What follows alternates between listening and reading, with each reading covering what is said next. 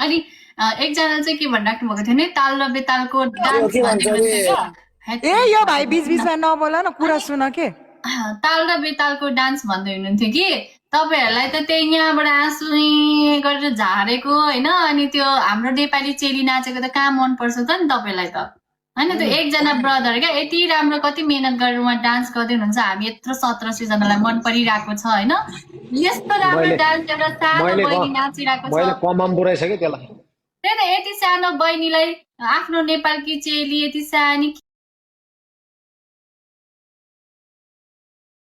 ताल र बेतालको लाग्यो अरे त्यसलाई त त्यही के भन्छ अरे यत्रो पो परेको के अरे आँखाबाट आँसु झार्न बाहेक त्यो अरू त के राम्रो लाग्छ त नि त्यसलाई होइन के दिदी रक्सी खाएर आफै बेतालले आथ्यो होला कि त्यही भएर उल्टो पाल्टो दिए होला अन्त वाउ ल फाइनली हाम्रो बहिनी हेर्न मन लाग्यो हेर्न मन नलागे जानु नि हो ल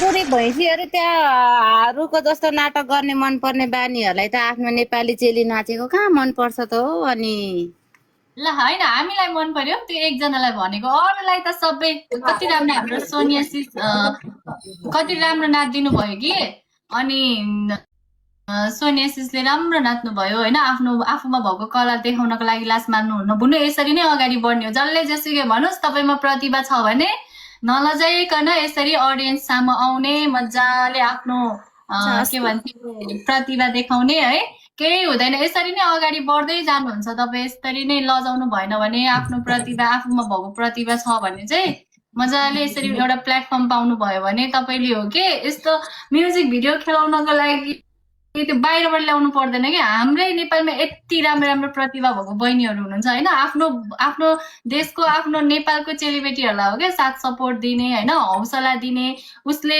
अझै हाम्रो सबैजनाको हौसलाले अझै केही गर्ने क्षमता उसमा चाहिँ वृद्धि हुन्छ क्या ल फाइनली हाम्रो बुनुले यति दामी नाच्नु भयो अब अनु बुनुको गीत सुनेपछि फेरि हाम्रो बहिनीको अर्को डान्स हेर्छौँ ल गिबिना सिस सुन्नुहोस् न हाम्रो नेपालीहरूलाई क्या अब बारबाली नाचेको भएर राम्रो लाग्थ्यो होला हाम्रो नेपाली कन्टेस्ट राम्रो नाच्दा नराम्रो लाग्यो होला होइन सबैलाई त होइन त्यो एउटालाई हो के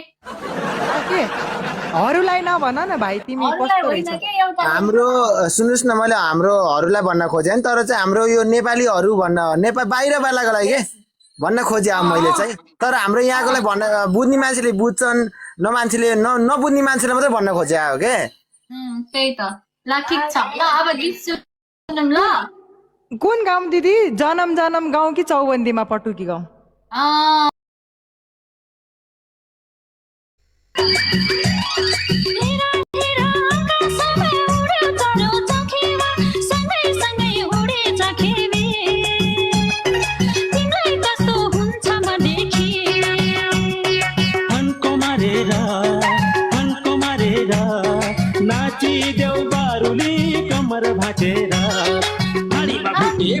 मकै तप्तीमा भुटे पड्कन्छ मकै पग्लास हजुरबाले भने थे आउला भाची गर्ने थे हजुरबाले भने थिन आउला भाची गर्ने थिन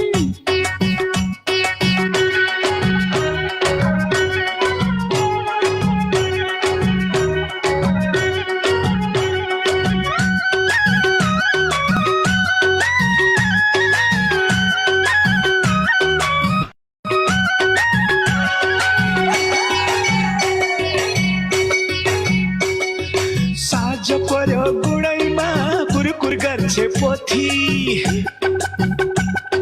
साँझ पर्यो गुणैमा कुरकुर गर्छ पोथी कहाँ गयो मर्द भनेर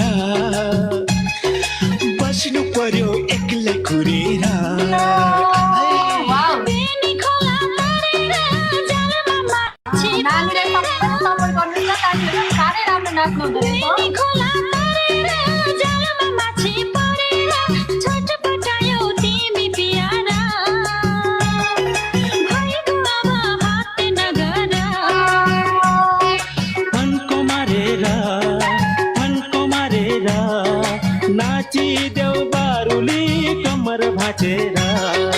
हाडीमा भुटे फुट्छ मकै तातीमा भुटे पड्कन्छ मकै पग्लास हजुरबाले भने थे औला भाजी गर्ने थे हजुरबाले भने थे औला भाजी गर्ने थे यो नातिलाई कुन चाहिँ केटी छानु भनेर वाउ, हाम्रो नेपालमा यति राम्रो फन्को मारेर लिएर आउला यसपालि झै पारेर दसवटा झुटो दुईवटा सत्य घरबारी नभई नगरे हत्ते हजुरबाले भने थिइन् औला भाजी गर्ने थिइन् हजुरबाले भने थिइन् औला भाजी गर्ने थिइन् नातिनीलाई कुन चाहिँ केटो छानु भनेर फन्को मारेर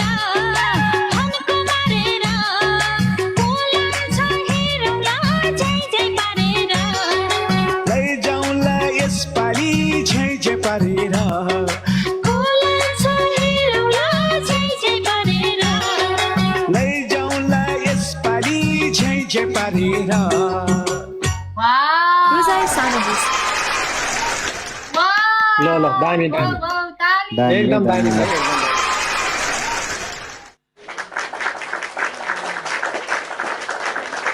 वाउ, प्रतिभा भएको मान्छेले चाहिँ यसरी मजाले आफ्नो प्रतिभा देखाउनुहुन्छ होइन। यति मिठो नाच्नु भयो, यति राम्रो नाच्नु भयो। त्यो गीतको कम्प्लिट अलिकति गीत यताबाट बजेको भएर अलिकति उहाँको डान्स चाहिँ अलिकति ढिलो जस्तो देखिरहेको थियो, किनकि यता अनु बहिनीले म्युजिक लगाउनु भयो, त्यही भएर। नभए अदरवाइज यस्तो राम्रो नाच्नु भयो कि यतिको नाच्न जानेको भए म दिनभरि नाच देखाइ गर्थेँ होइन। यति राम्रो नाच्नुहुन्छ। तर एकजनाले चाहिँ के, एकछिन ल म्युट गर्नु त। अनि एकजनाले चाहिँ के भनिराख्नु भएको थियो भने ताल र बेतालको डान्स ए यो भाइ बिच बिचमा नबोल न, कुरा सुन के।